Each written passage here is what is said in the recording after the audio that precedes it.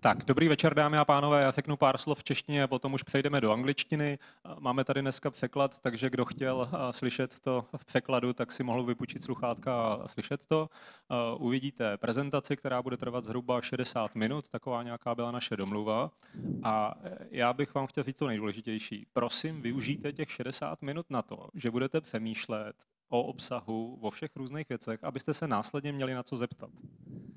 Protože já bych opravdu chtěl, abyste se ptali. Když se ptát nebudete, budu se ptát já. Jo? Není to moc dobrá varianta. Mnohem lepší varianta je, se budete ptát vy. A je to, myslím, vzácná příležitost, že takovýho hosta tady máte. Prezentace jeho můžete vidět kdekoliv na nějakých videích, ale zeptat se ho na to, co vás zajímá, aby vám na to odpověděl, tak to můžete jenom teď. Tak to prosím využijte. So I just, give them an opportunity to ask afterwards, and they're gonna ask. I'm pretty sure that they're gonna ask. Sou Fujimoto said that he's not, he's gonna stay and he's gonna respond till somebody is asking. So that's another great opportunity to use. Let's see what he meant by that. This man needs no introduction. That's your amount basically shows that. So let's start. No. Okay. So welcome to Prague. We are very happy that you are here, and please. Thank you very much. The floor is yours. Hi.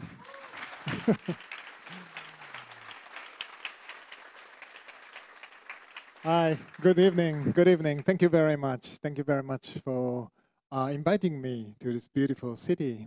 I'm really happy to come back here again. And then, really happy to see so many audiences. And I will speak for 1 hour, and then, we will have a nice conversations. And the title is, it's always the same. It's between nature and architecture, because this is quite a fundamental question. So it is not just a trend, it's just not just a temporary things. I have been thinking about this for years and years, because it is really relating to my background. I was born and grown up in Hokkaido. It's a northern island. It's really beautiful nature field. And so my childhood days, I was playing around in the nature, in the forest, until high school. And then I moved to Tokyo, such a, ugly, beautiful city, chaos, and then started to learn architecture. But it is interesting because it is so opposite, so different. But when I started to learn architecture and thinking about the space, then one day I felt some kind of the similarity between this beautiful nature and ugly Tokyo. Because when you are walking around in the city of Tokyo, you feel you were surrounded by many small things floating around. All of them are super artificial, but still everything is like floating around you. And then in the forest, you also feel tree leaves and branches, and many small things are surrounding you to protect you, to create such a cozy feelings. And in Tokyo too, you feel you are in the middle of the floating many small things, fragmentations. And then, even in such a chaotic situations, you can choose your own way to walking around. So it's open field. And in the forest too, you can choose your own way to going around. So in that meanings, visually it's completely different or opposite, but the structure behind it is, in a sense, it's almost the same. But it is quite interesting kind of the similarity and the differences between nature and architecture. So after that, I'm really interested in how we can create such a nature-like spaces by artificial materials, or how we can create such an architectural something in the middle of the nature, and then try to create the mixtures or integrations and so on. So that was the very starting point of my architecture thinking. And today I'm talking about several projects, but sometimes the nature is not only the physical greens. Of course, green, the trees is really strong features of the nature, but sometimes, for example, I talked about the relationship of inside and outside. It is rather conceptual, but outside is more nature and inside is more architecture. But what is happening, if we try to make a blurring boundaries, then the nature and architecture outside and inside is really getting closer. Or simplicity and complexity, which is also quite conceptual, but in the forest, the nature has some kind of the simplicity and the complexity really well mixed. And architecture, normally less complex than nature and more simple. But if you can achieve the proper nice complexity in the architecture, then the nature and architecture gets really closer, and so on. So if I talk about nature and architecture, it is always coming from the physical greens to the conceptual things. And the nature is not only the greens, it's more like the air and the wind and the rain, water, and our body itself is also part of the nature. So I hope you to understand the nature in such a wider meanings. And the first project is a Serpentine Pavilion. It's already 6 years ago in London. And then, as you can see, it's really fully surrounded by beautiful nature in the park. And we created such a cloud-like structures, which has like a cafe-like spaces inside. But the interesting things was the function is not strictly defined. It's like an open space. It's in the middle of the park, so people can just come and then spend their own time choosing their own places. That was the very starting point for my thinking. So I like to create not just a shelter, but creating a place for people to make an interaction to the spaces and find their own places. Not just, how to say, walk by, pass by, but stay there. And sometimes even in such an open public spaces, they could find really private, cozy, protected areas. And this structure is made by the really thin steel pipes. It's a 2 centimeters, so it's quite thin. It's almost like a furniture size. And then we made such a grids, 40 centimeter, again and again and again to create the whole structure and steppings and so on. And we put the glass on the steppings so people can walk around and sit on and so on. And then as you can see, this is like a landscape or furnitures or of course like an architecture. It's like an integration of different scales. It's like a stacked furnitures, or it's like the frame architecture, or it's almost like an architectural hill. And then because of those kind of how to say generosity, people can just find their own places to make an interactions, moving around, sometimes on the up. Can I? Oh yeah, yeah. This woman, she is alone in the corner, protected corner, but still it's quite transparent, so open. But still she feels really comfortable. So those kind of a contrast of protected private spaces and openness is, as I said at the beginning, it's really like the forest-like spaces. But the structure is all made by artificial materials and artificial odors. So again, this is architectural structures, but the atmospheres or the systems behind it is rather closer to the nature. And also, you can see the relationship of inside and outside, as I said. It's like it doesn't have any strong wall. It doesn't have any specific windows. There is only the gradient changes of transparencies. Some area is really transparent because the layering of the frame is less. Some area it's really opaque, getting opaque because many frames is layering. But if you move around, because all of the density is quite relative, if you move around looking the other directions, then the densities around you is always changing, not only for the horizontally, but from above.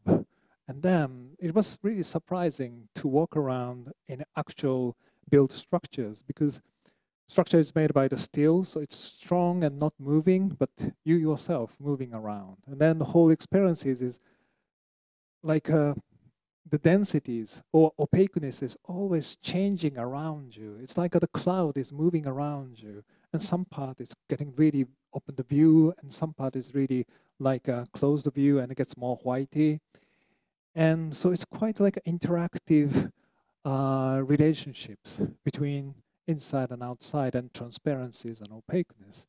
And finally, through those kind of interactions, you can find different sequences. You can find your own place to sit. And then, yeah, this is inside, but we made a huge openings on the top. So it is like again, even in inside, it's getting more close to outside, and so on. And everything is made by straight lines. So in that sense, it's quite industrial and made by the steel. But when we repeat a lot, then straight lines make such a softness. And another different contrast is happening now, straightness and softness, and which is also relating to the nature and architecture.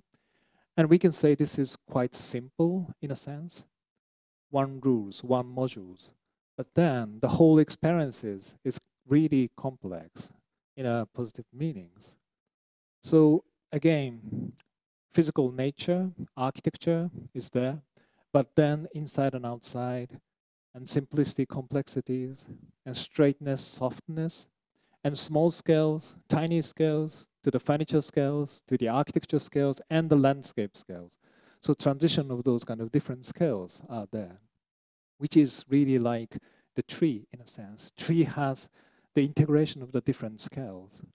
So in this project, of course, this is only for 4 months, temporary structures, and should be quite experimental structures.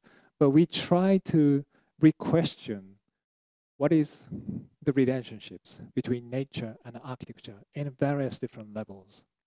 Not only the physical levels, but the conceptual levels, simplistic complexities, different scales, and try to reintegrate the place for the people by such kind of the fundamental thinkings.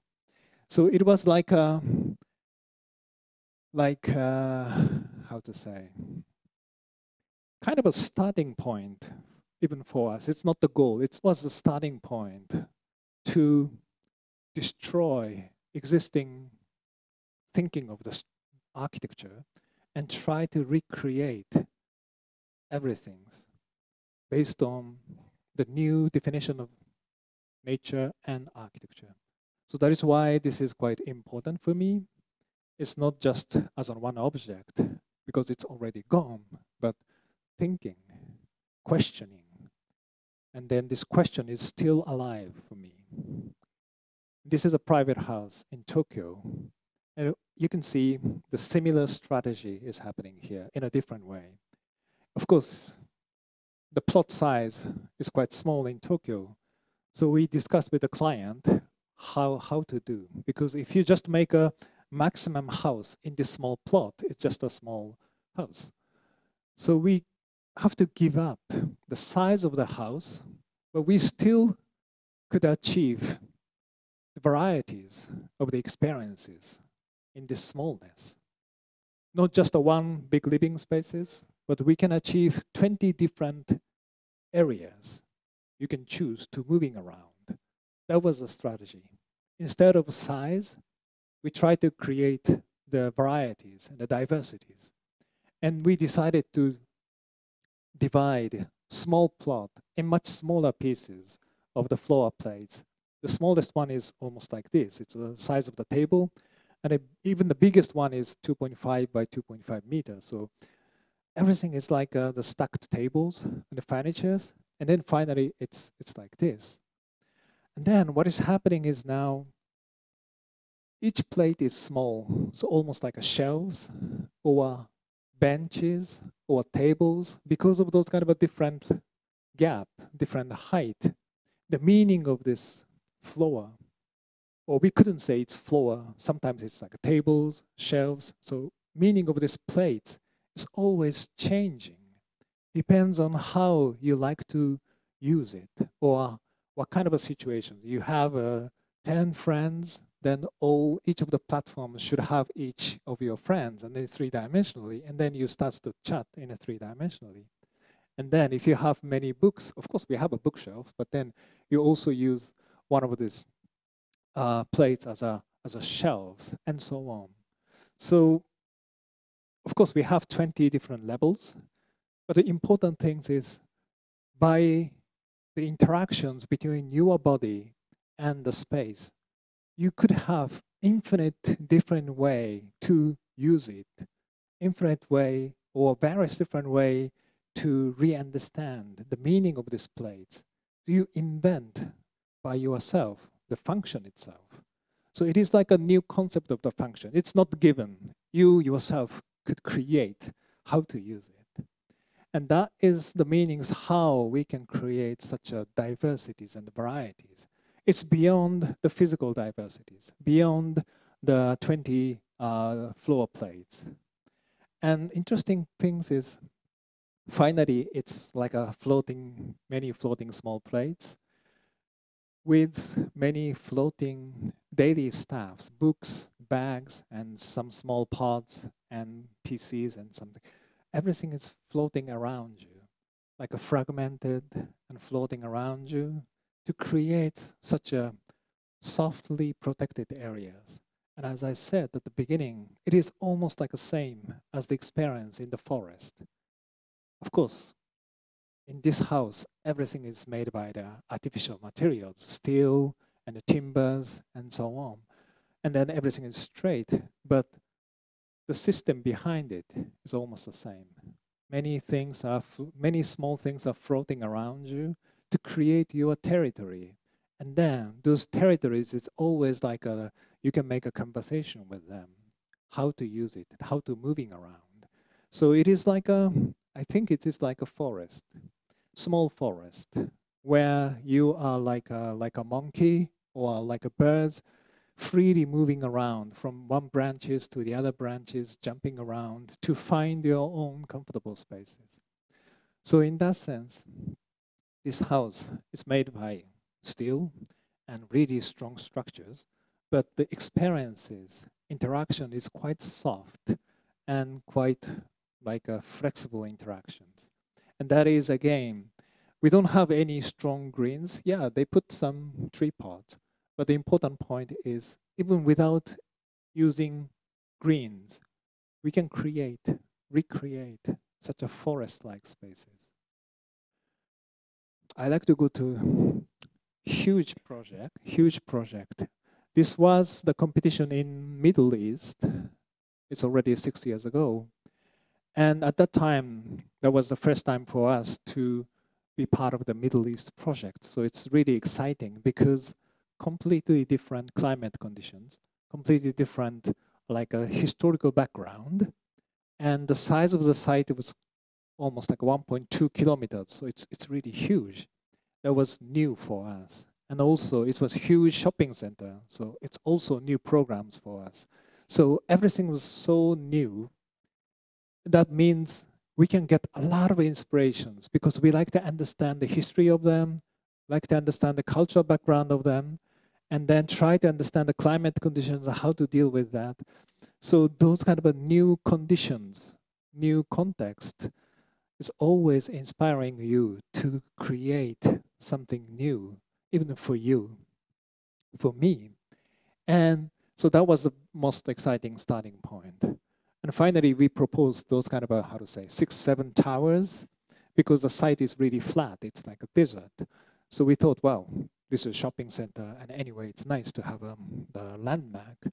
But this landmark is not just an object as a landmark. It has huge atriums inside. It's like a big void inside, which is creating the flow of the air, bringing the rather cool air from the bottom, and then the hot air is going up like a chimney. Then the shape of the building itself is like a natural ventilation device itself, not using the artificial air conditioning and not using the artificial ventilating machines, but the whole space itself could work as the flow of the air. And of course, yeah, such a huge atrium is nice for the excitement of the shopping.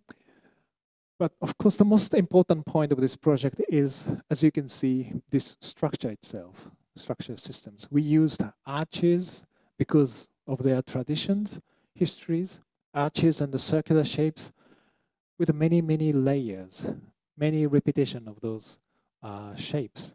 And finally, of course, it is like a structure, but at the same time, it could work as like a screen against the strong sunlight, like a filter against the strong sunlight.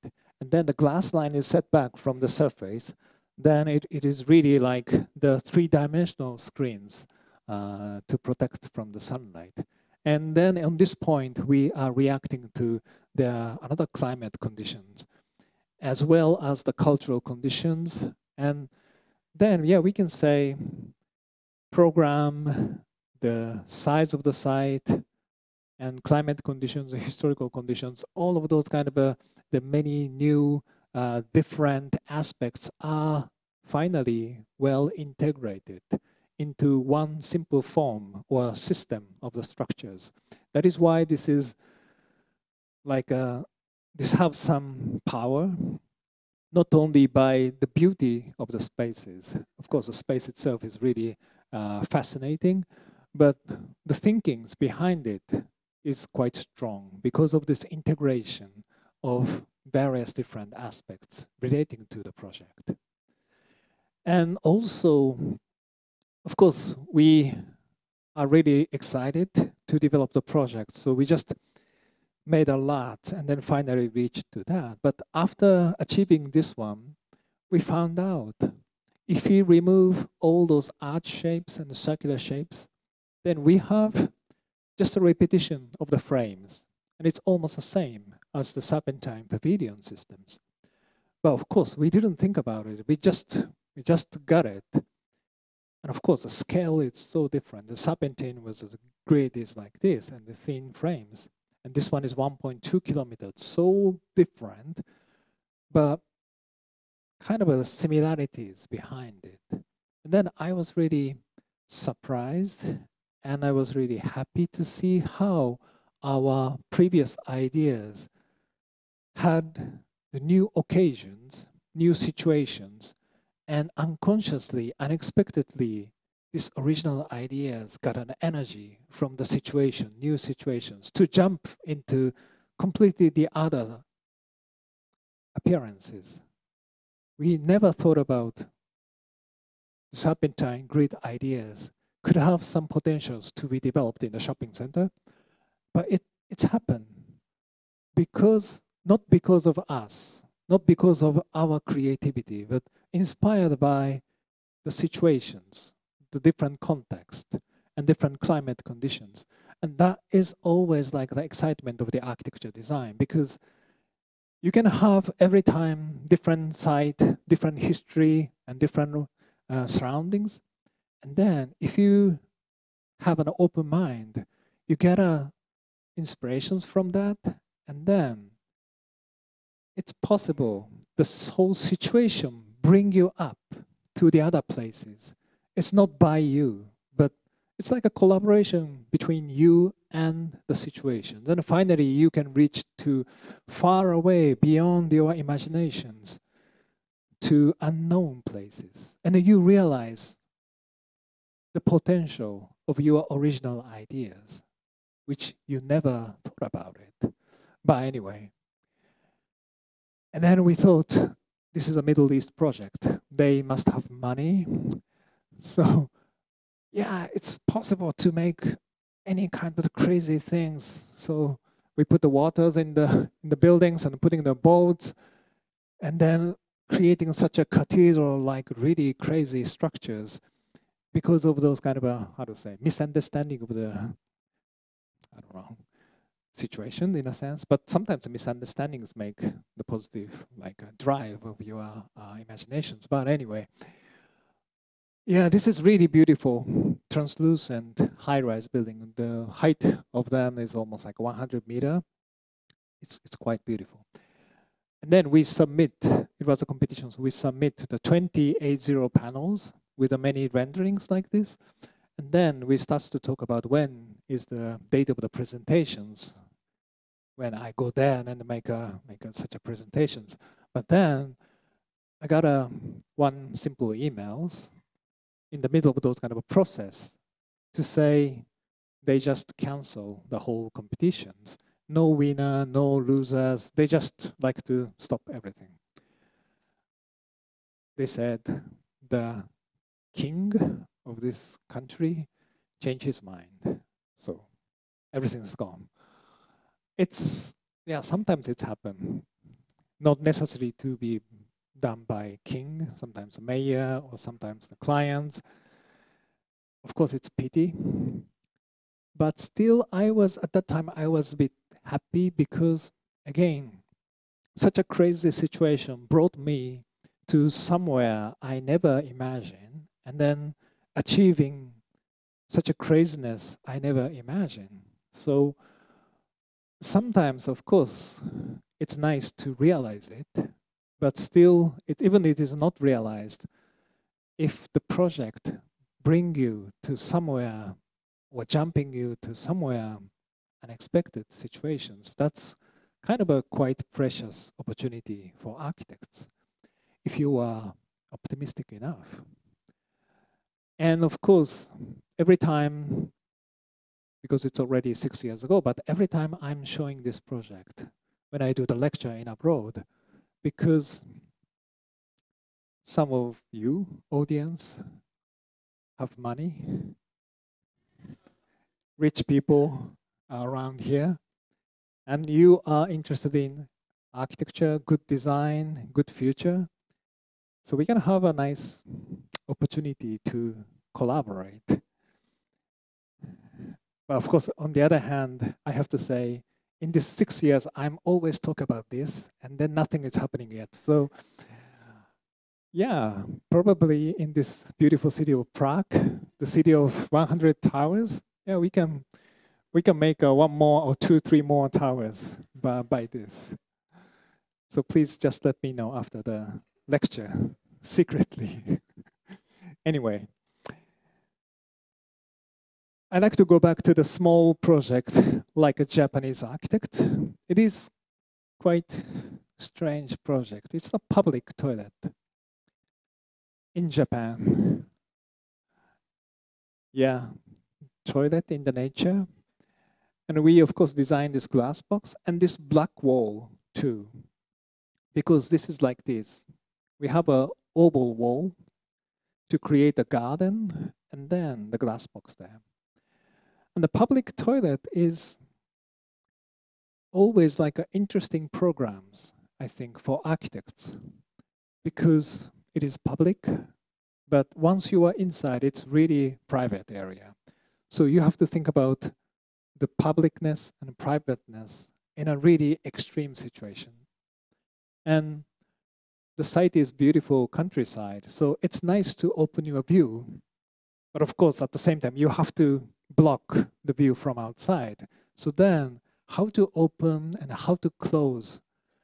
This is also quite a fundamental question of architecture from long time ago, more than 1,000 years ago. So it is really quite exciting reinvention of such a historical question. And then, of course, nature and architecture is there. So in that meanings, even the public toilet, even such a small, tiny public toilet, which is really interesting, exciting programs for architects.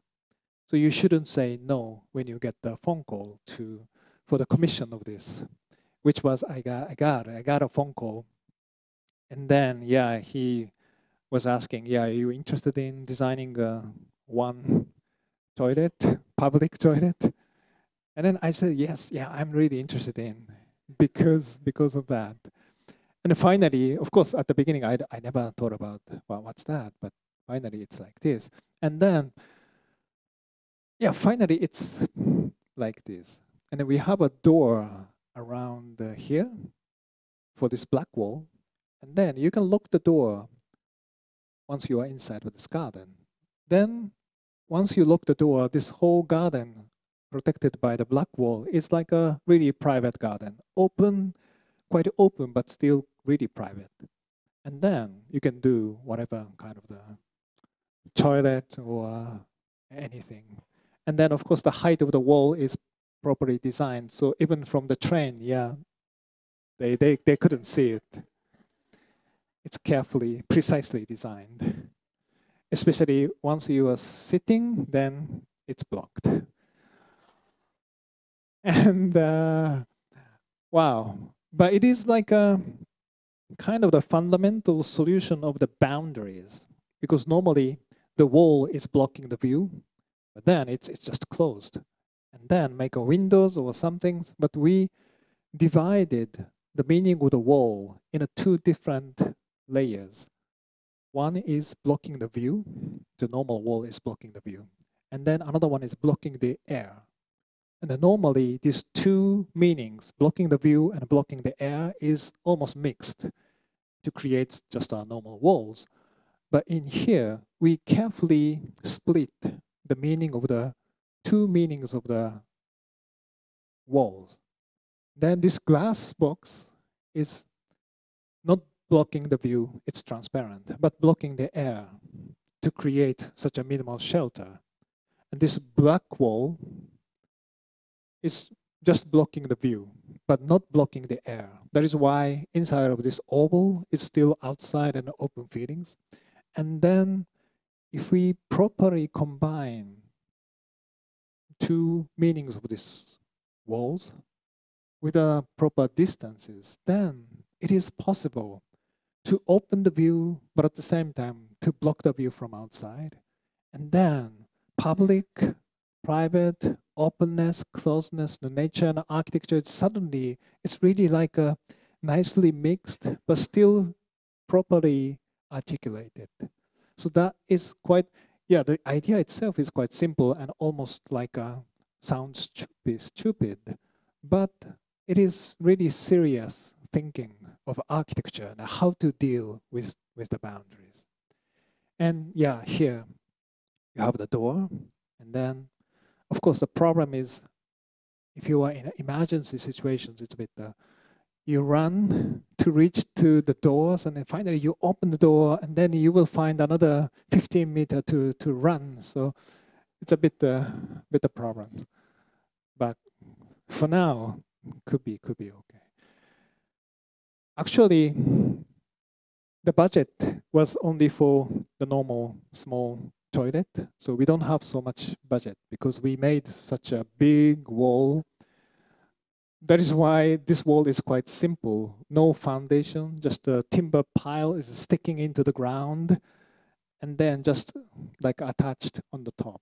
So it's really like a primitive constructions. And we kept the existing trees and we make the ground as natural as possible. And finally, it's like this. And yeah, after the completion of this toilet, of course, it gets rather famous because of this craziness. And people start to come to this toilet like a touristic spot. Yeah, using a big bus, and 30 people, one bus, and 2 buses, 3 buses, and then park the bus. And then they come and they make a long queue to take a photo. They sit, one person sit and take photos, and then another person. And then it's like a popular spot. And of course, the city government, the local city government are happy at the beginning. But if you have 100 people with the 3 big buses, some of them seriously need a toilet.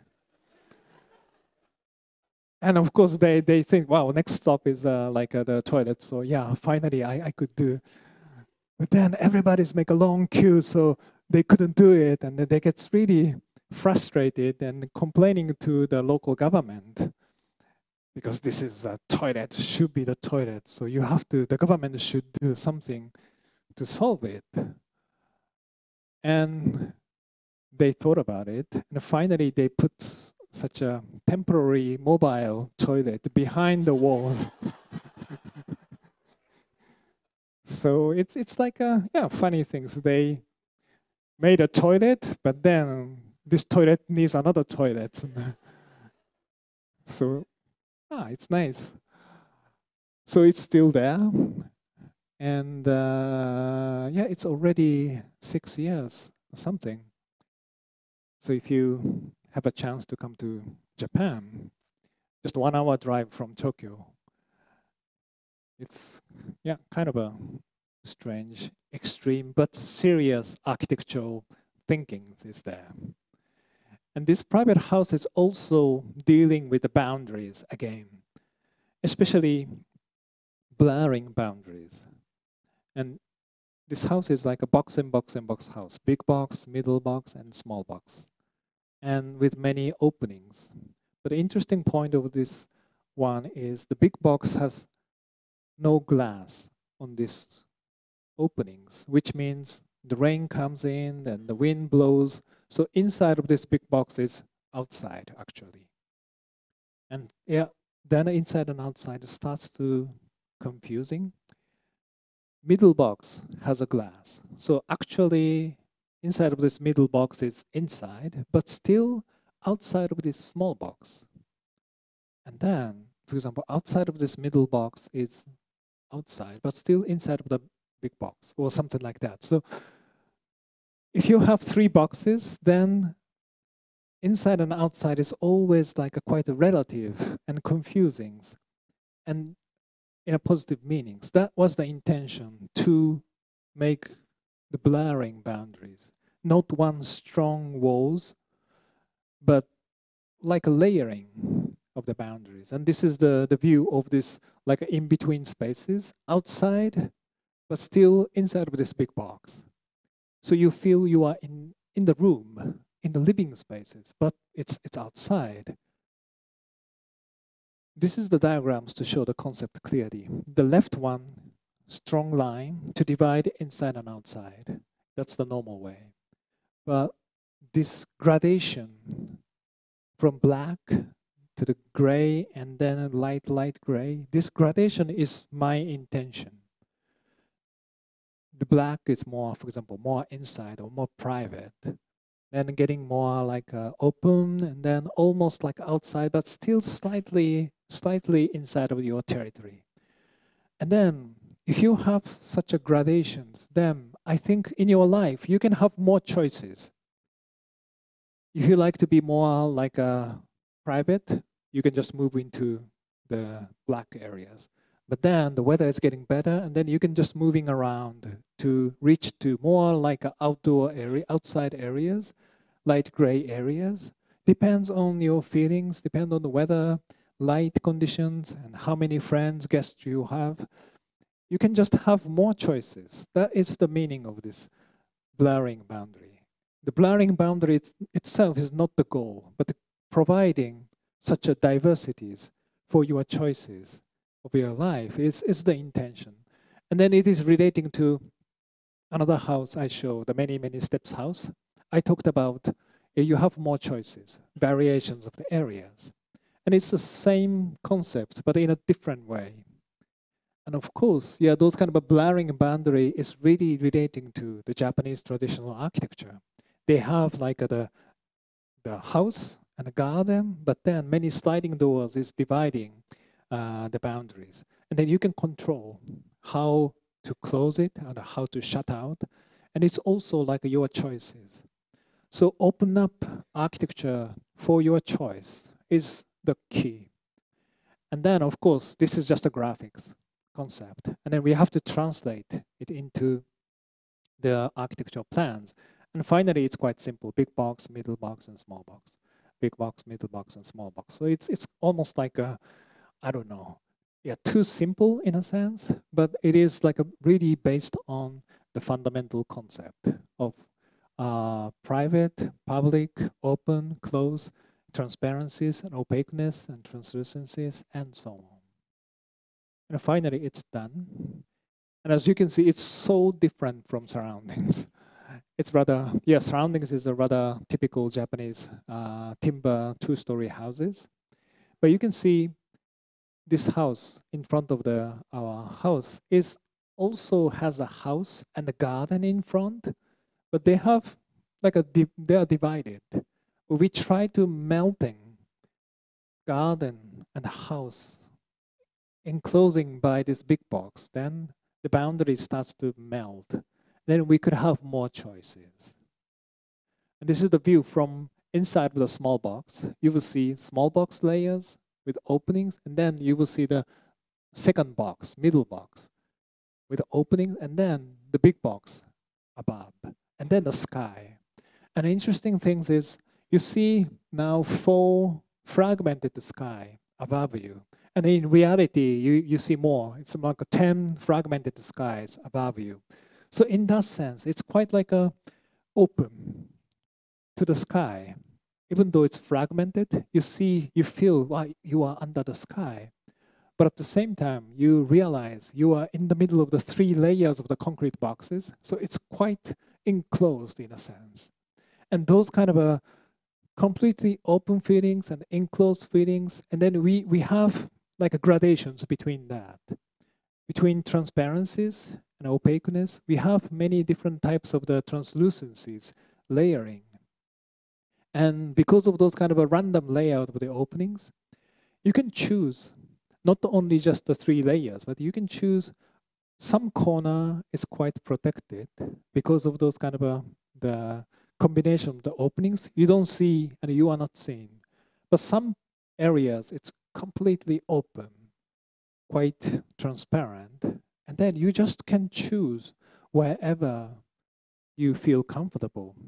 So for now, temporary, it's like we put the furnitures, but in reality, it's something beyond the location of the furnitures. It's more like your body could feel where to sit or where to do something and moving around, how to moving around. So if we think about this space as like the field of the transparencies and opaqueness and a lot of gradation of translucencies, it is almost again like a forest. Of course, it is cubic, flat boxes, artificial geometries. But if you think about the experience of the forest, it is not transparent because we have many trees. So view is blocked. But still, you feel the space is spreading. But some area, more trees, gets more opaque. Some area is really open view. But still, you don't see everything. And in this house, too, the view is protected, blocked, but at the same time, it's open. And how blocked, how open, it really depends on your locations and how you move yourself, how you make an interactions. So again, this is really artificial geometry, but representing like a forest experiences. That's the interesting point, because appearance is so different, but we can find the similarity behind the appearances. That is kind of a fundamental thinking of architecture. And this library is also dealing with the boundaries, but not only the boundaries inside and outside, but even inside, within the inside, this here and there, here, there, over there, or something, those kind of boundaries always happening everywhere. And this library is creating kind of, again, forest-like spaces. We called it the book forest, or forest of books, which is made by the bookshelves all around. And it is simple. The starting point was normal bookshelves, growing to make a spiral to create a space for the people.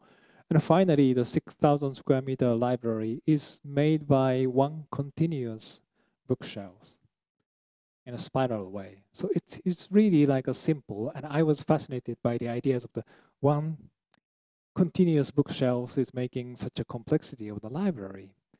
But an important point is, again, those openings on these bookshelf walls.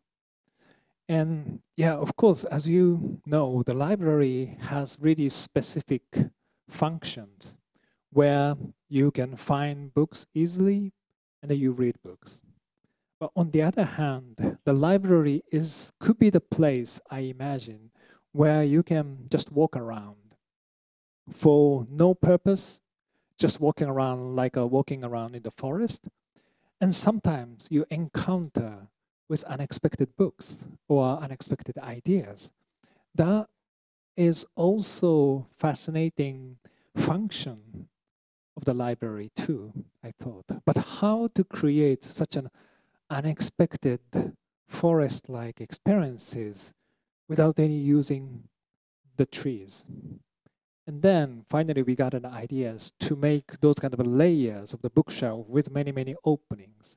Because in these drawings, you see, you can feel the space is spreading, but at the same time, your view is really blocked. You don't see not so many things. And then you just feel, wow, something is happening behind the wall or behind the wall, but you don't know what it is exactly. Then you start to walk, and then different view, perspective, different layer is happening. So it is like a continuous curiosity. Imagine continuous curiosity again and again and again happening. It is almost like an infinite repetition of different curiosity happening. So that is the systems, or that is the way how people moving around, finding their own way, and then going through the walls to find another spaces, something new, or another layers, and then continuing walking around. So this is the model. You see one continuous bookshelf is making the spiral with many openings. So it's almost like a labyrinth made by the bookshelves. And then I felt it is, again, super artificial geometry, architectural compositions, but the experience itself is more closer to the forest. And finally, it's done. You will see the layering of the bookshelves. Big wall, another wall outside, and catwalks going through the openings. And then the main floors is upstairs. And we put the ceilings with a skylight and the translucent plastic ceilings on it. Then it means the skylight gets more softened and creating a nice reflection of the bookshelves going through the ceiling line. And then it means it doesn't have any strong depressive surfaces. It's more like all the spaces going away, the vanishing into the sky and into the light. And then it's almost like you don't feel it's like a ceilings. You don't feel it's like a buildings. It's more like open field. And you will see how the layering is creating such a depth of the spaces. And also this spiral shape is making kind of the vanishing spaces. And then what is happening behind it again? Continuous spaces, but you don't see the end. And then what is happening behind it? Layering, layering. And yeah, this is like a labyrinth, but of course, on the other hand, it should be quite organized. Easy navigation is needed. That is why we put such a huge numbers on the upper part of the wall, which is meaning the categories of the books. For example, the 7 is art, and 8, I forgot. And the 2, this is 2, is yeah, it says history. 1 is a philosophy, or something like that. So those kind of categories is showing by the big numbers. So if you really care what types of the books, and then of course you have numbers of the books, and so it is designed in a really precise way. But on the other hand, if you don't care about the categories, if you don't care about finding books, then you don't, because it's so huge and it looks like a kind of an installation, like numbers, then you are not bothered by the signage. Anyway. So I like to create such the duality or the coexistence of this functional meaning of the searching books, but on the other hand, the different function of no finding books or the lost in the labyrinth experiences. And sleeping too. I like this photo very much because she's representing how comfortable this space is. And but actually, which is relating to the scale of the space, because the gap between these two bookshelf wall is almost like a 4 meter, 5 meter. So it's rather, it's something like this. So it's quite like a residential feelings. And of course, the timber bookshelf is creating such a cozy residential feelings. But at the same time, on the other locations, you can see the space is really widespread, almost like an infinite distances is happening. And then between such a cozy small scales to the infinite spreading spaces, we have again such a different contrast. One hand, tiny, cozy scales, and on the other hand, really like endless. And this architecture form are integrating such a different scales in such a gradation way. That is why this space is quite like interesting, because yeah, you can imagine in the forest, sometimes you see, wow, it's endless. But sometimes if you move around, you are surrounded by certain trees, then you feel, wow, this is like a room. And then you can choose wherever fits to your body, fits to your feelings. And those kind of the diversities of the scales also quite important for architecture, and especially for the library. And finally, yeah, it's something like this. So again, this is like the boundaries, but not only inside and outside, but within the inside, we can continue to think about the concept of the boundaries in such a very different way, and could create forest-like, nature-like atmospheres made by artificial materials. And I have 2 more projects. What is the time? Oh. Okay. Still we have 8 minutes. Recently, I have an office in Paris because we won the competition 5 years ago. Then after that, suddenly, yeah, more and more involvement in the situation of France and then in Europe. And then finally, we decided to open the office. So every month I'm coming to Paris, or sometimes twice or 3 times a month. So coming back is happening. And this is the first project we won in France. And the Montpellier, the city of Montpellier is the south of France. It's Mediterranean climate. That is why we proposed such a huge balconies sticking out like this. Because, as I said, at the Middle East project, I like to be inspired by the new locations, new climate conditions for us. And I like to respect such a local context and try to respect, but at the same time, try to bring something new. Because respect means not just following to that. Respect means sometimes try to reinterpret what they had historically, traditionally, and then bring a new values on it. That is also the way of the respect. And in this case, they have a really good climate. Even in the wintertime, even in February, they can have a lunch on the terrace, outdoor. So that is wonderful. And then their lifestyle has been like that. Go out to the terrace, enjoy the weather. So even in such a contemporary architecture, I like to respect, bring such a wonderful lifestyle of them into these proposals. But how to do with that? And finally, the solution was quite simple, to create such a huge balconies sticking out from the housings. And it's like this. And it is really fitting to the local conditions, and it's rather looks crazy. And then they like it. And finally, they chose us.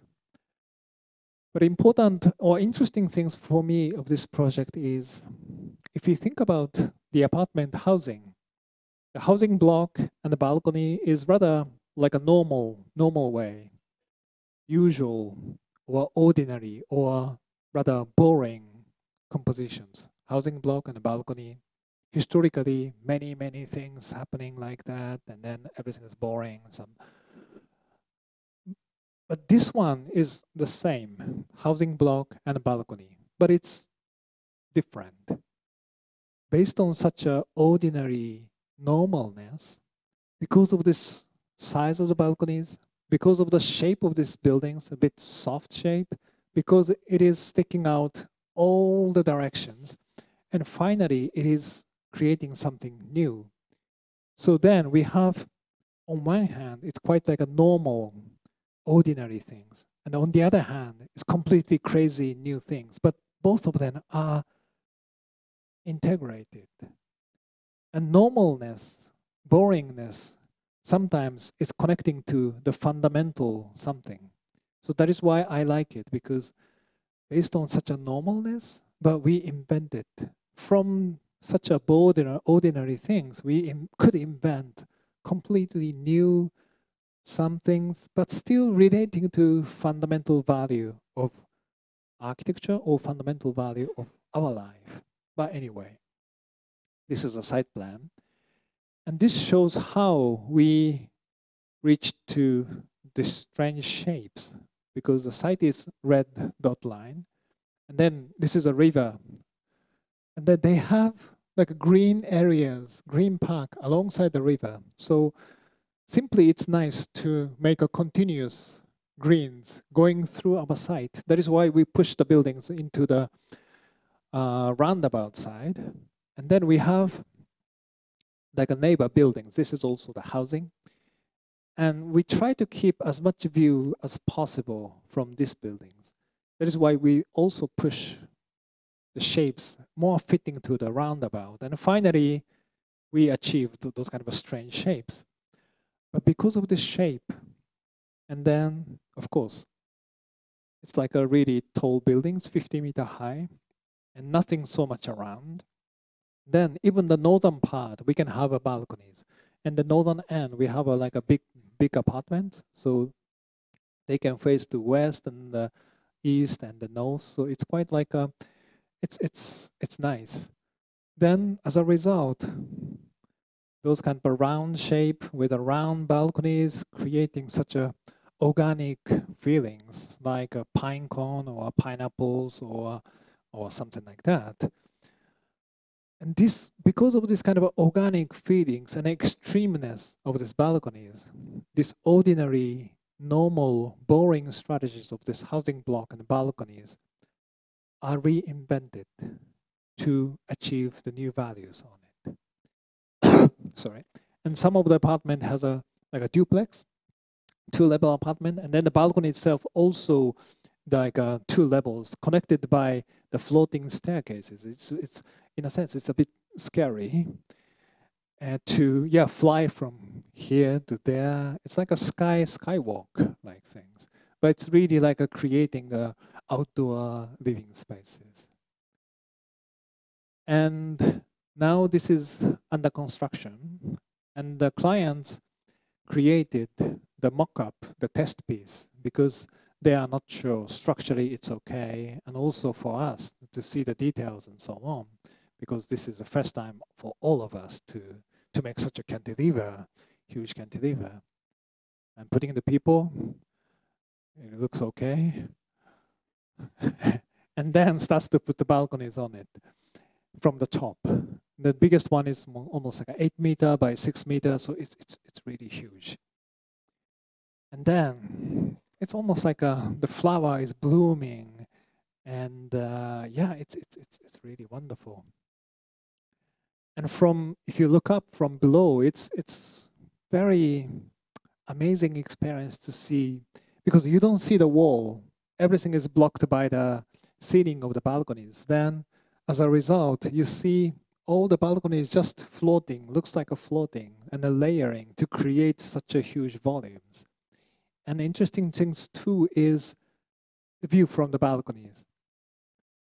It is like a three-dimensional community in the sky. Your neighbors, or sometimes this balcony is your balcony too, but then the neighbors, another neighbors, proper distances, but still kind of a nice communications could happen.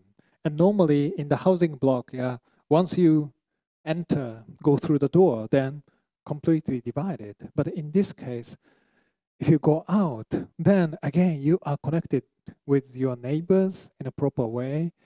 And yeah, it is like the different types of the community, I feel. And it's in a sense quite human. And it is 50-meter high, but the gap between each balcony is just 1 level, 2 levels. And finally, it is not so scary. It's more like how to say? Yeah, again, like if you are like a monkey, you can jump into the other places and then so on. So those kind of strange, interesting human feelings is there. And this is a rendering, but it's now almost done. And we will have a ceremony, official ceremony in June, so in 2 months. And I'm really looking forward, of course, to see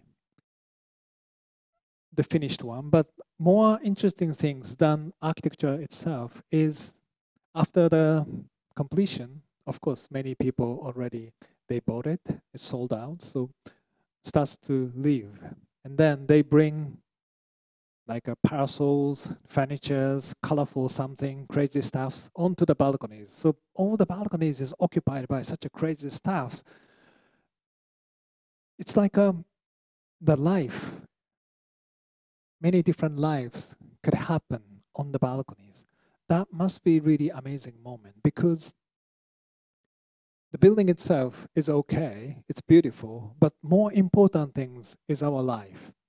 And then when they start their life, it's really lively things that's happening on each different levels. And then finally, you don't see the building itself. The whole life itself, it's stacked up to create such a landmark of their life, landmark of the city, but moreover landmark of their lifestyle and their climate, representing their lifestyle itself. And that must be very, very exciting moment. So I'm really, really looking forward to seeing that.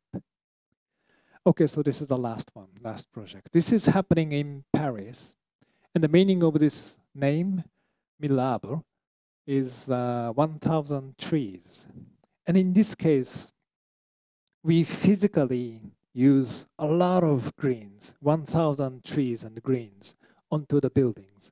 But the important point is, this is like the conversations and the dialogue with the city of Paris, historical Paris, traditions and beauty and harmony and contrast. So how we understand Paris, how to respect Paris, but still we can bring something new to respect that. And this is the crazy view, and you will see how such a lot of trees are floating. This is like the floating forest right above Paris. And as you know, the Paris has a height limitations around 30 meter, 35 meter, and this one is also following into that. So in that sense, it's quite like a harmonized as a height limitations. But most of the building is like a building, but then we brought suddenly the forest. So it's harmonized, but at the same time, it's really making a strong contrast between stone buildings, architectural buildings, and the forest. So harmony and the contrast are happening at the same time.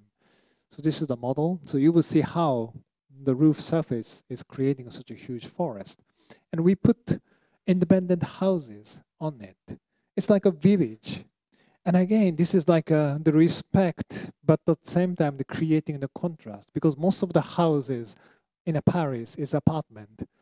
But if you bring the life in the village, in the forest right above Paris. It is like making a kind of a dialogue and a contrast.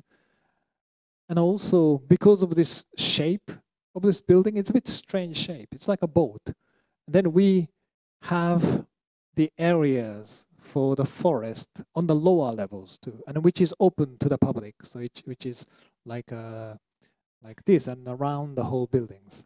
So this is not only just a floating forest, but making a buildings, but at the same time creating a park under that. And then this is the view of the rooftop. And because of these height limitations, most of the building is almost the same height or a bit below. Then we can have an open view to such a beautiful, cityscape of Paris, like a Eiffel Tower and the Notre Dame and something. Everything is open. And this is the shape which allow us to provide the forest on the bottom, as well as forest on the top, floating. And because of this shape, it looks really floating. But this is on the highway.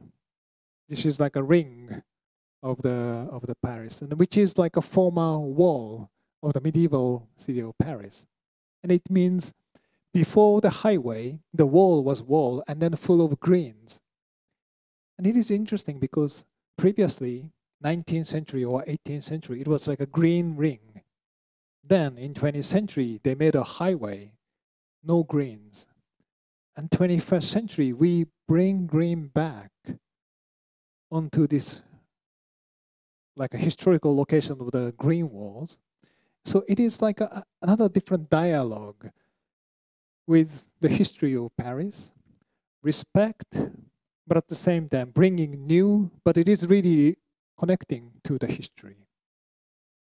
And also, as you know, the city of Paris is like the city of monuments, many different types of monuments, like obelisk and arches. And around here we have pyramids, glass pyramids of the Louvre, and many different types of the monuments they have. So we like to respect that, but we try to create the monument made by nature that is kind of the new, but at the same time connecting to their traditions. So again, those kind of a dialogue with Paris is always happening in a various different way, in a various different layers. And this is the view of the lower green park, open to the public. And then you will see the floating forest, and which is now happening, and design process is ongoing. It's amazing things. So I'm also really like to see it. And this is a location around the Porte Maillot, which means from Charles de Gaulle, if you take a taxi, then it's almost like around the entrance of the Paris. So it must be quite like a exciting and fundamental proposal, because anyway, for the future, those kind of a strong combination of greens, nature, and architecture must be there. So at the end of this presentation, I have three kind of a message. The first one is be questioning, re-questioning such a fundamental things. As I said, if you design a house, then what is a house? You question. What is the meaning of the place for the people? What is the relationship of the forest? Not just to see it, but question, re-question behind it to find out some hidden but important meanings. Be optimistic. Anyway, even after 6 years, you can just show your proposal to find out the clients. But at the same time, we are making the future by architect, as an architect. And then, of course, you have a responsibility, but at the same time, you should be optimistic, because happy future should be done by us. And if you are pessimistic, the future is getting more like a pessimistic. The last one is be honest. This is the most important things. Because, yeah, this is important. Which means honest to everything. For example, I talked about the new situation is giving you the inspirations. So open your mind, be honest to the situations, different situations from your current situations, but be honest. Then you get something. But not only to the situation, be honest to the client, be honest to the future generations too, be honest to budget, and be honest to you yourself too. Doesn't mean be egoistic, it's be honest, be modest, be honest to yourself to find out what you really think important. But anyway, thank you very much. That's it. Thanks.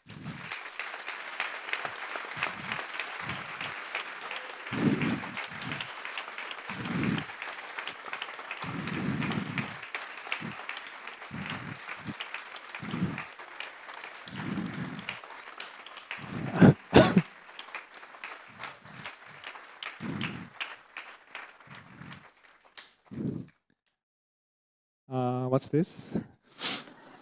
Should I stand on it? Okay, so this is a table, yeah, sorry. I don't know if you really need it, but okay. Anyhow, so thank you very much for your lecture. Thank you very much. I think like you heard the applause, so really thank you. Thanks. I think everyone really enjoyed that. And second of all, you heard the last three things. The first one was what? Yeah, okay, so let's see. Yes. And now I'm gonna turn myself into a movable microphone holder. So whoever wants to ask, I'm there. So please just wave at me, and I'm in your place in as fast as I can. Yeah, let's go.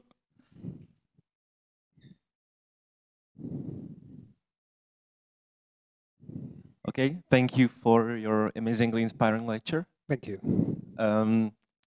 We can see the Serpentine pavilion. I have a question. How much space is in the design left for coincidence? Did you control everything 100%? Like, did you design each tube perfectly, or did you leave some space for site workers to? Did you just like set framework, or did you go really into the strict detail? Well, that is quite a fundamental question, I think, because during the process, I have to question myself, well, what I'm designing, because I'm anyway deciding everything, but still I'm talking, yeah, this is open field, and then like the place for unconsciousness or something like that. But finally, at the beginning, we made the computer model to test, and the small models, but finally we made a 1 to 10 scale model. It was really huge. And then you see all the cubes and all the steps. And what I did was I see it, and then when I find some place it's too regular or too obvious, then I try to avoid that. So it is quite like I don't know, it's no logic in a sense. So I try to create kind of an unconsciousness by my consciousness and try to create unexpectedness by my, clear expectations. So it is really contradiction. But that was the only way to do that at that time. And of course, we can imagine, for example, the computer AI, artificial intelligence or something could make beyond your imagination. Maybe it's possible or not. So I'm really looking forward. I don't have the final answer.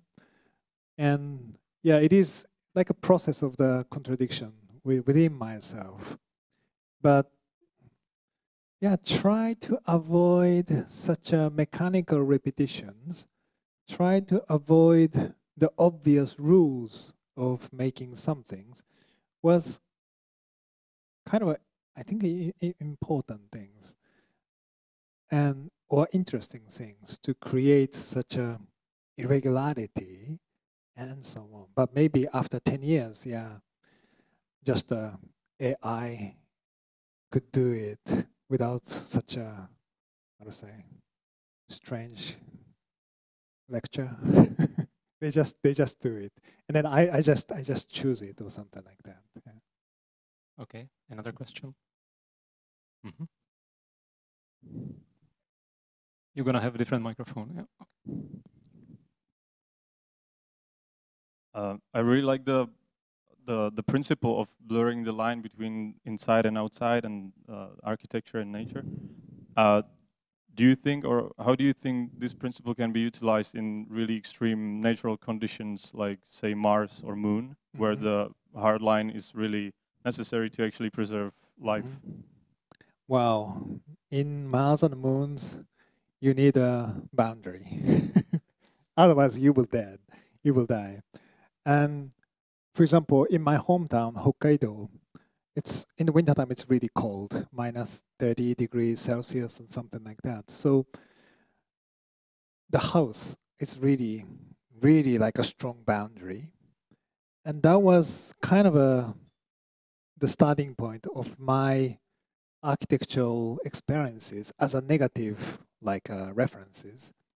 But on the other hand, once you come out, then all the natural surroundings, even in the wintertime, all the natural environment has like more diversities of the choices. And then when you come to Tokyo, the temperature is quite like a mild, then you don't recognize you are in your room or you are in the corridor of the apartment or you are walking on the street because all the size of the space is like a 2.5 meter. The street is also like a 2.5 meter narrow. So it's almost like a nicely losing the feelings of the boundaries between inside and outside. That was the quite starting point. And I'm really curious, especially those kind of a northern area, country, northern climate conditions, how we can reinvent the boundaries. Because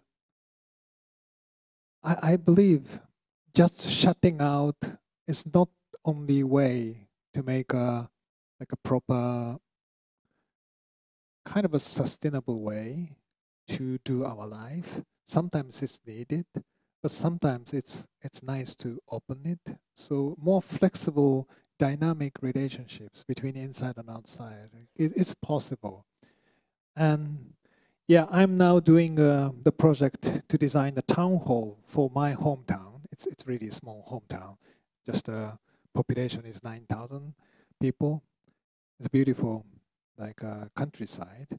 So yeah, I honestly likes to do like that. Not the test. It's more like try to find a good way to create such a like interesting interactions between inside and outside in such as extreme situations.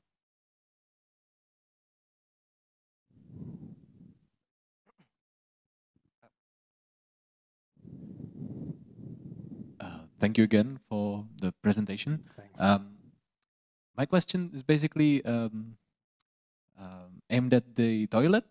As I understand it as a conceptual project, I'm just thinking, why does it not have a transparent roof? As I've seen, it's sort of white. I'm suspecting budget, but or if it's like a cultural thing that the sky does not belong to the garden, or is it like basically if there was another reason? Also, if it's in the hotter area of Japan, isn't it really hot in summer in the glass cube? I'm just curious. Thank you. Yeah, actually, it's of course one reason is the budget, and one reason is as you said, it gets really hot in summertime if the ceiling is glass, and then even in the current situation, it gets really hot in the summertime, and if it is a glass cube, it's I don't know how to say. it's terribly hot. And on the other hand, of course, yeah, we have to find it's not the compromising. We have to find the proper balance between what is like a concept and what is like a real. And then if you lose control, then it is just going down to the compromising. And then if we, yeah, finally, of course, budget is also quite an important factor because, yeah, otherwise, yeah, nobody can make anything. And so every time, even in such a tiny project, every time I'm very careful how to decide which lines and so on. And then for that project, yeah, anyway, it's already quite funny in a sense without the glass ceilings. And yeah, so it's always like the decisions, but not so much aesthetic decision. It's more like a, yeah, practical decision was much bigger, yeah, for that time. Thank you so much for your lecture. I have a question to you. I want to ask for an advice. You know, the previous generation of architects and what kind of projects they built and how much success they gained. It's changing for the generation of architects that is right now. And I was wondering, do you have an advice for the new generation of architects? What does it mean to be successful now? What does it mean to have sustainable architecture and have successful projects? Wow, it's a tough question because for you, I'm already older generation. And yeah, so any of my advice, yeah, you feel, wow, such a stupid older generation guys is talking something about it. So I just like to say, of course, the time by time, the meaning of the architecture and the meaning of our society is always like, yeah, changing. But on the other hand, I believe such a fundamental things is not changed from long time ago and for the future. So not so much influenced by the trends, but yeah, I hope you to think about the fundamental things. But of course, then what is fundamental things? That's a big question. And I don't know exactly what it is. But relating to our life, and yeah, even our life is changing because 20th century function is important, and then the laundry machine was important or something like that, and then mechanical air conditioning was really comfortable for them, but now it's not like that. So wow, it's quite difficult. So that is why I said, anyway, be honest. If you don't know what it is yet, then you can say, well, I don't know yet. To make it open mind, to be open your mind, that's the only way, I think. But let me follow with one question. Very often, if you are student or fresh graduate, you go to work for famous architect you admire, and you work for him for a couple of years, and then later you set up your own practice. But you didn't do that, no? If I'm correct. Yeah. Can you please speak about it a bit?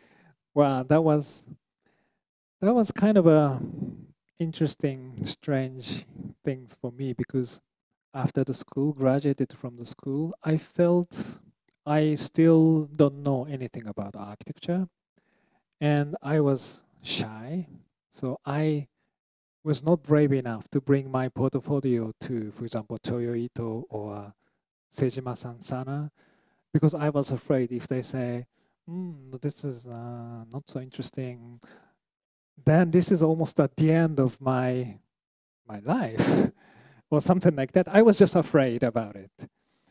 But of course, on the other hand, I thought, because I didn't know anything yet, I like to have a bit more time to think calmly, quietly, what is important for me as an architect, and what kind of a future I could think by myself, because yeah, even at that time, around the mid-90s, many informations of the latest trend and something is all going around. And now, of course, yeah, you have an internet, so more and more information is coming to you to almost like bring you out from yourself. And I was just afraid about that. So that is why I decided to step back. I didn't see any architecture magazines. And I don't know it was a good strategy or not, but that was really fantastic time. It finally took 6-7 years, so it was quite a long time. But it was nice because you don't have to go to work. Yeah. Yeah, you can just wake up in around the noon, and then you can just read whatever you like, and then you can just walk around around your house to think about the future. And that was, at least that was nice for me. And then step by step I try to establish my thinking, and finally it's, I don't know, it was like that. But I don't recommend it so much to you because after, how to say, starting actual project works, I realized I don't know anything about practical things. I didn't know anything about the choice of the materials, how to understand the details relating to the concept, basic concept, and so on. So all of those kind of things I have to learn through my tiny experiences and step by step. And so that took 5-6 more years. So finally, after almost 10 years or 12 years, I felt, wow, now I can make architecture. So it was a bit long process, but I was, kind of optimistic. So I felt, wow, maybe in some future I could make something. So that's, depends on you finally. There is no one right way to achieve architectural thinking, and no simple way to be an architect. Jasně.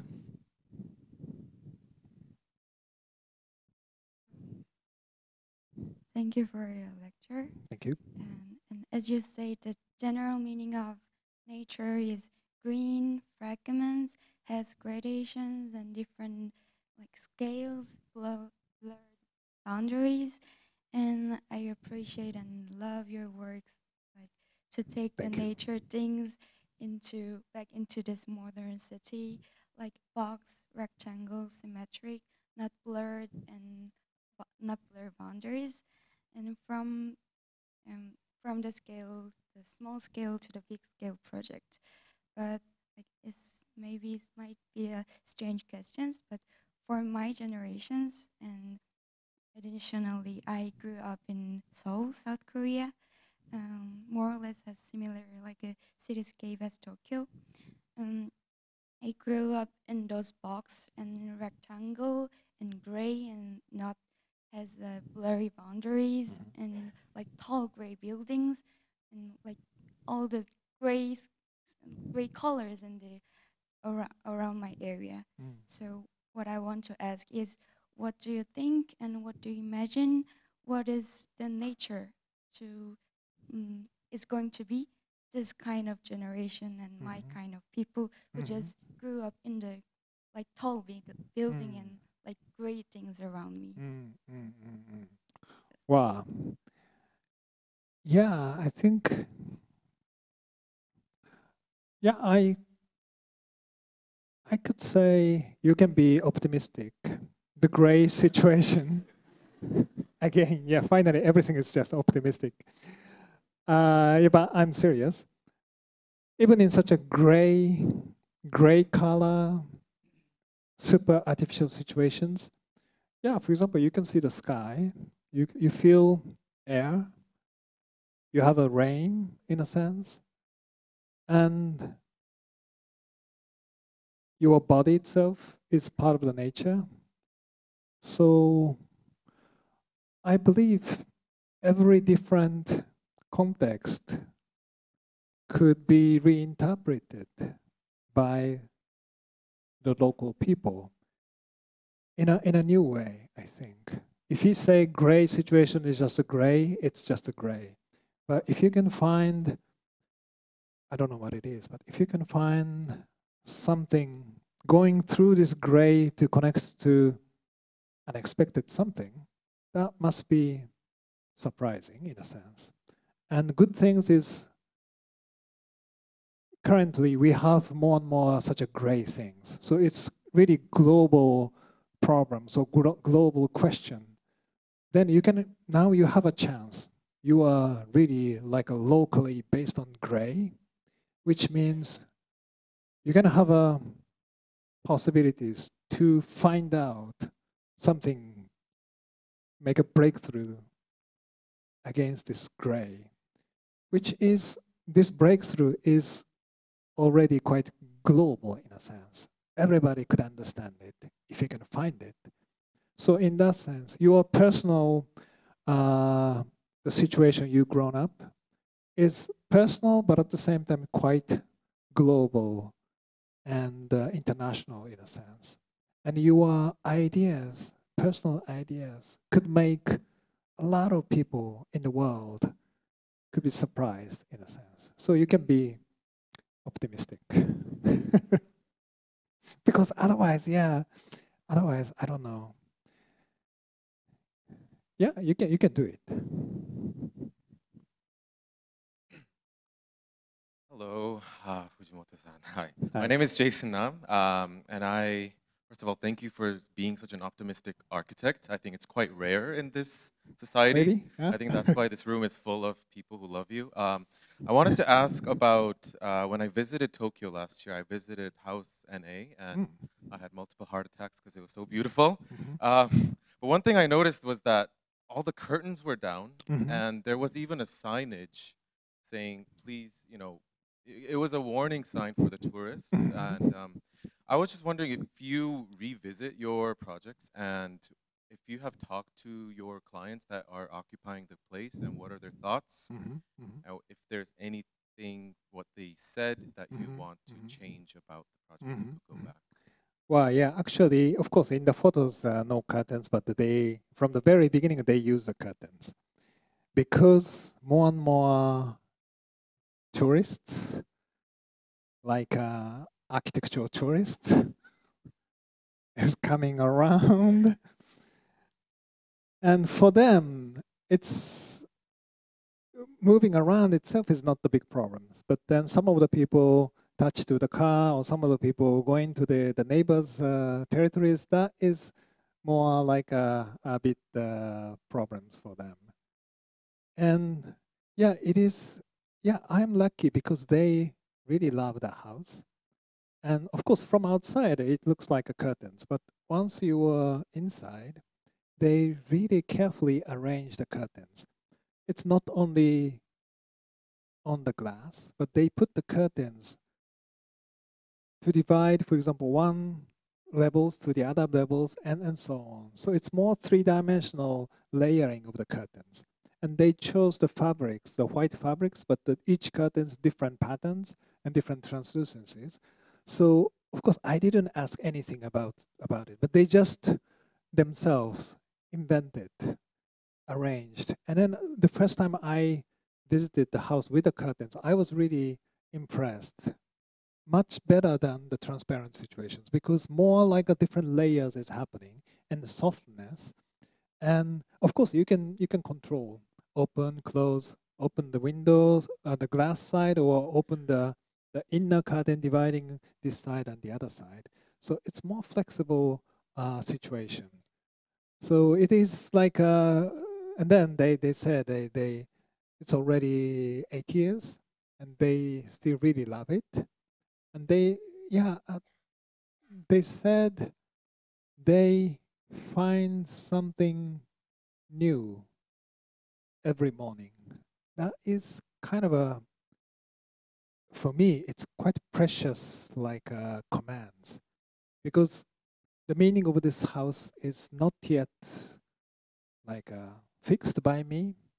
So how the sunlight is coming through and how to put their staffs on it or not and something, it's always like a open field. And every morning they feel it's like a new field for them, and it's open possibilities. That was quite like a, yeah. So I think it is like a collaboration with the client and the architects.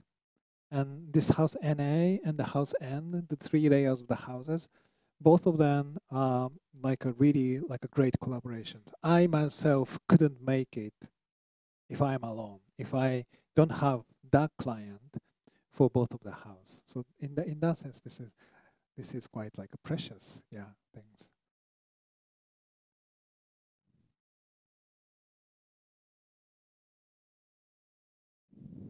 Thank you very much. Thank you for the time with you here tonight.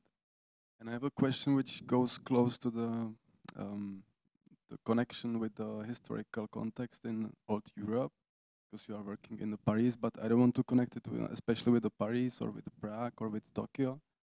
But generally in the question of the respectation of the historical buildings, I understood the way intellectual, how you connect with the historical buildings. And what interests me a lot is the form of your new structures, new buildings close to the historical buildings. Sorry. Yeah, every time it's quite like difficult in a sense, but at the same time quite exciting to do something really close to the history and the new buildings. And also like doing the renovation of the historical buildings is also the same things could happen. And yeah, I just could say sometimes the old historical things could have the new like new meanings and new values by the interventions of contemporary architecture, because of those kind of a contrast and harmony together. So I like to be optimistic, to think about not just preserving the everything as it is, but sometimes as Paris do. Yeah, they, of course, on one hand, they are really strict to preserve. But on the other hand, they suddenly sometimes bring the center, Pompidou Center, in the middle of Paris.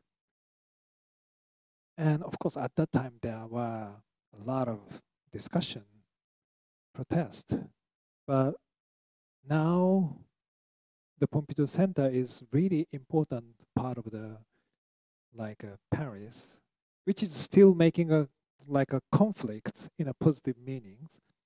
But in front of, if you are in front of the Pompidou Center, then you see, wow, this is kind of so different from Paris. But if you look around,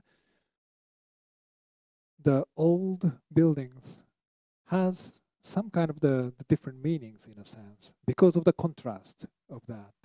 So of course, sometimes those kind of a success happens, but sometimes like something wrong could happen. So that is why, as an architect, we should be very responsible and respectful, but at the same time should be brave enough to do some challenges. And then anyway, all of us, we are creating the future, and the future is anyway the mixtures of the history and the current situation and ongoing situations.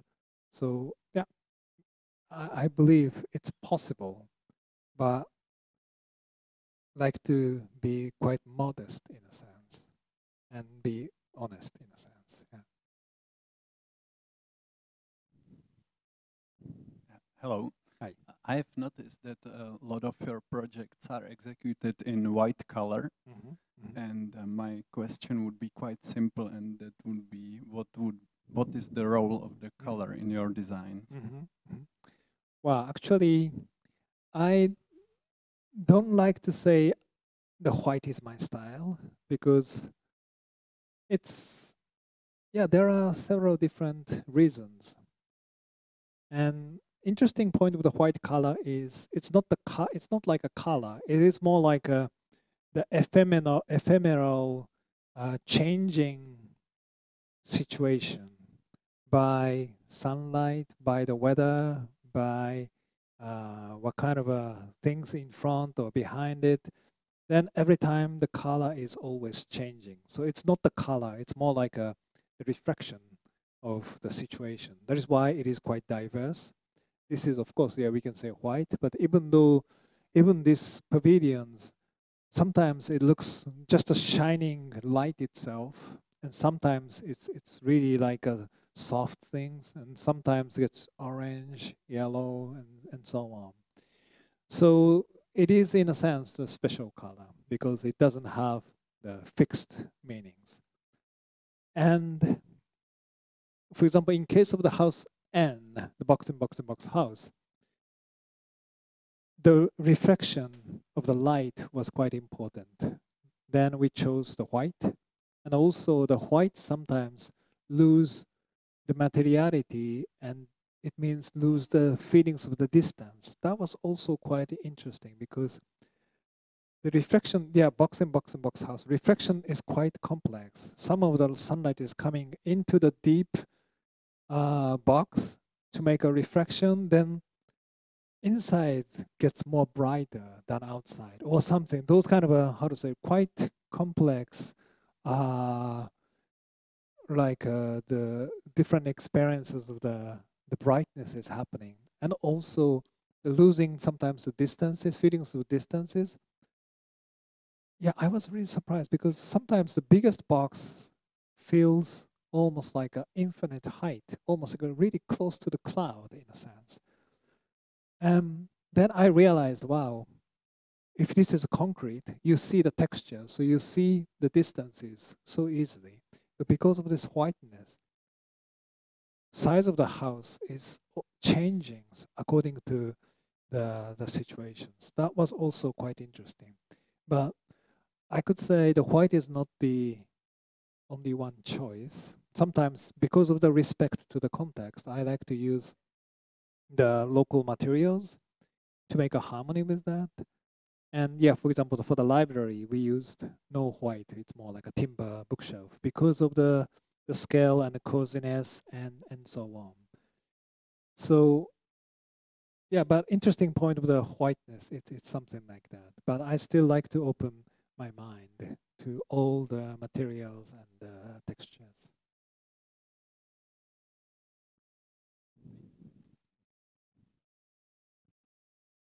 Good evening. Firstly, Hi. thank you very much for your time you're spending with us. Thank you. And secondly, my question would be, is there anything from the architecture in Prague, for temporary one, you could highlight as a positive, like something we can use as an example of dealing with the problems the architecture could have? Mm-hmm. Thank you. Thanks. Yeah. Honestly, I don't know so much about the contemporary architecture in Prague, so I couldn't make the comments. But yeah, as far as I walked around, I found out, yeah, like it is like a nice anyway to try to bring the contemporary architecture to make a nice contrast with the historical city. And yeah, some of them looks nice, and some of them looks a bit something. But yeah, this is always happening.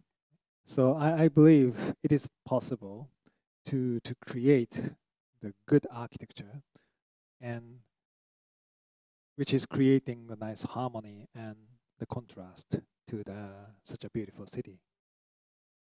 But on the other hand, you presented today your project for Prague. I don't want you to describe it or something like that, but at the beginning, I think you mentioned something about the importance of context and response to the context. So could you maybe say a bit about your reading of Prague? Because like you need to find certain response. Yeah. Wow, it is because you are from this city and I'm a bit from out. So whatever I say, it's for you, looks, wow, such a stupid things you talk about. But yeah, I just like to say, I really love this beautiful city, and the scale of the city like those kind of how to say, vertical diversities is quite like impressive. And different kind of the coexistence of the different types of the buildings. It's like the diversities of the timeline is always happening. And so I'm really enjoying.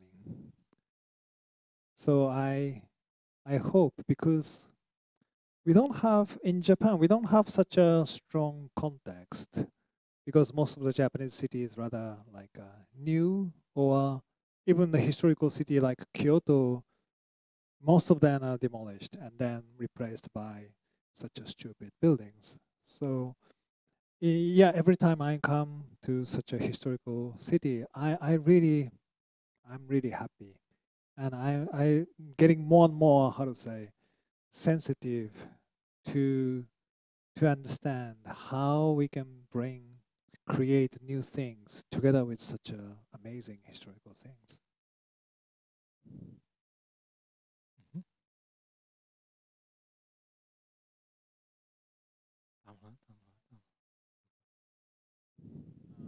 Thank you for your presentation. For the beginning, I would like to say that I really love your ideas, and this pavilion was probably the best place I've ever been to by far. But I feel that in your work, you're still struggling with fulfilling your ideas. The gradient, as you showed, the black line and then the gray lines. You showed with the end house that you could only reach like 2 layers or maybe 3. And you have been like talking for years about nature and connecting people with nature, and I strongly believe that this is the way how to really engage people with nature. And we have had recently all the climate protests all around the world. And maybe this could be the way how to bring people to nature. But I would like to ask you if you ever consider sustainability in your projects, because building these structures with very small scale structure leads to using more material than the regular structure, and bringing all of these layers usually creates more problems like leakages, using more chemical materials to really seal everything. And I would like to ask you if you see any way for the young generation to really fulfill these ideas with some sustainable solutions, because you have all the resources and knowledge probably to get the next step. Yeah, actually such a sustainable thinking is quite like as kind of the basics already. So we couldn't avoid the sustainable thinkings to create the architecture. But at the same time, it is not just the numbers, or it is not just how to say, calculating things, because it is relating to our life. And for example, for the project in Montpellier, how do we understand the life on the terrace? Is it sustainable or not? And how we understand the installations for that buildings, because their climate is quite open, but still should be enclosed. And in that case, yeah, we proposed in the competitions together with the sustainable engineers, we discussed, and then finally we said, it's not like a sustainability of, for example, Germany, but it is the sustainability of south of France, which push people more enjoy the weather. And so it is not just, how to say, shutting out, creating the controlled situations, but it is going to the opposite. Couldn't control the situation, but could enjoy the situations.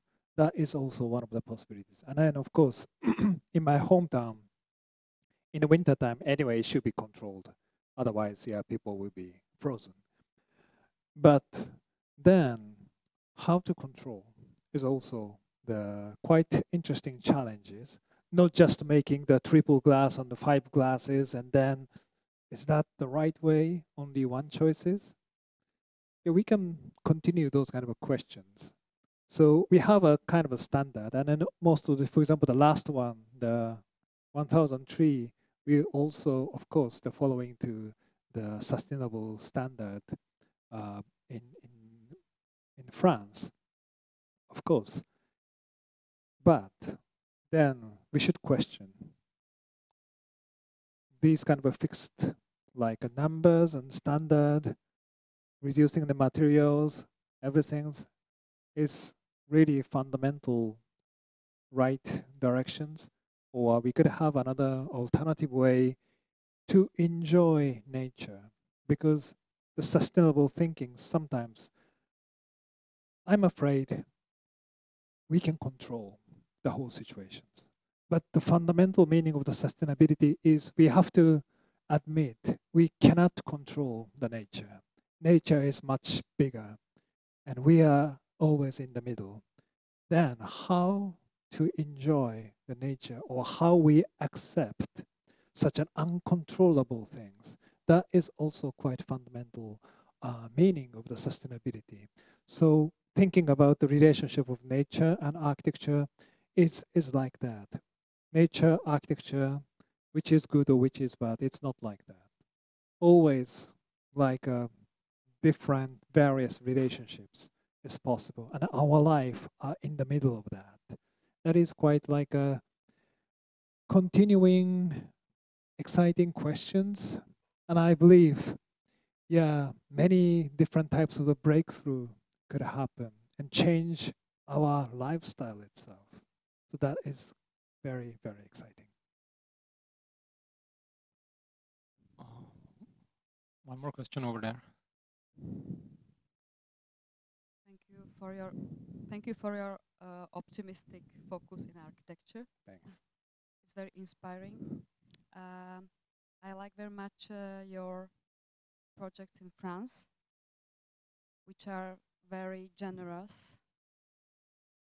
I guess this generosity needs generous public, generous investors, open-minded. Mm-hmm. And I'm wondering, or could you tell us the budget, total budget, and if you can say the budget per square meter? Wow, actually, I don't know exactly how much is the budget. My team is really understanding, and then they are controlling, but I myself don't know exact number. But it's not cheap, but it's not super expensive. It's less expensive than the Hamburg Philharmonic, but it's more expensive than, I don't know, than the Serpentine Pavilion. And it is always like the price is also quite interesting, because we have to respect the price. But at the same time, if you have more value, then you can pay more. So it's not just how to say expensive or cheap. Expensive things could create more value, then yeah, you could pay for that. And it is, again, quite like a creative, interactive relationships of value, life, and prices, and so on. And especially our life is quite dynamic in a sense. And so that is why I could be very optimistic. Something crazy could happen if people's passion needs that. So it's not just the numbers of the prices, but I like to think what kind of values or what kind of passions we can create. Well, I'm sorry, I don't have a price. Two questions way back over there. Oh, lower down, lower down.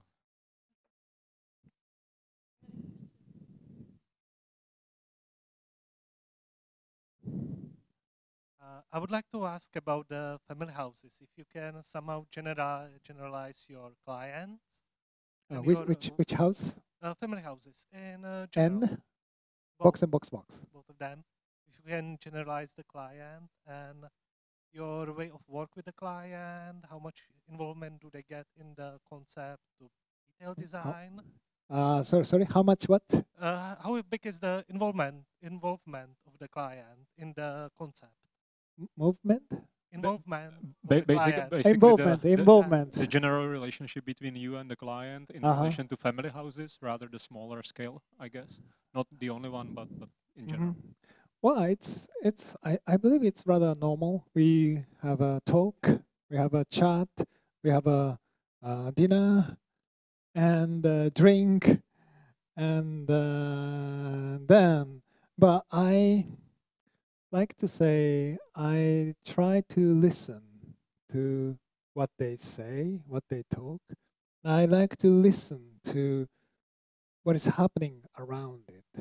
So it's not just like a listening to the physical stories, but I like to listen to all the aspects of relating to the project. And especially listening to the client's commands is always like full of inspirations. So it's not like I talk, I propose something. It's not like that. I just like to listen, and then suddenly I find through that. So it's, I don't know. It's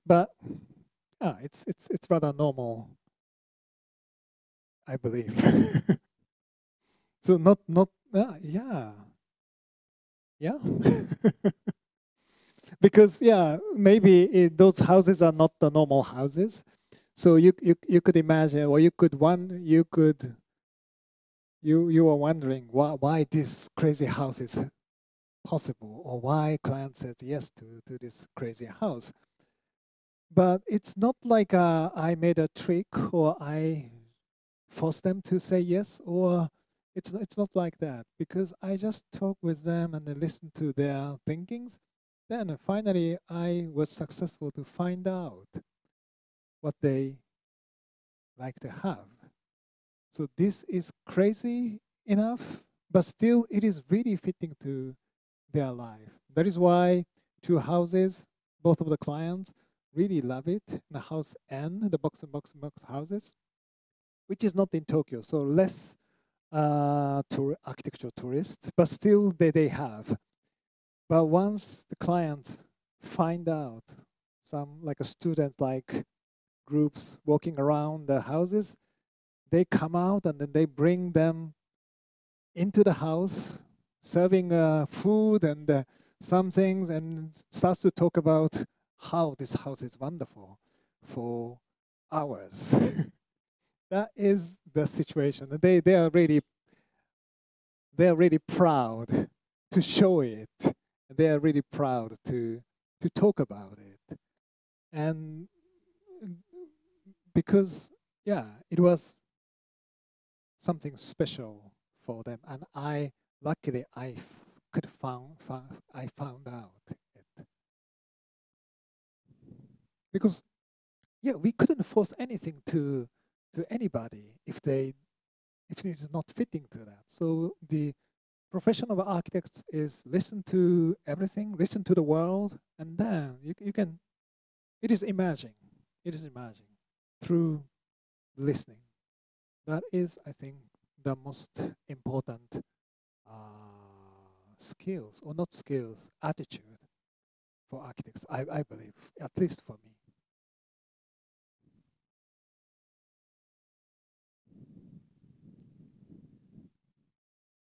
Good evening, sir. I'm really sorry about the following question.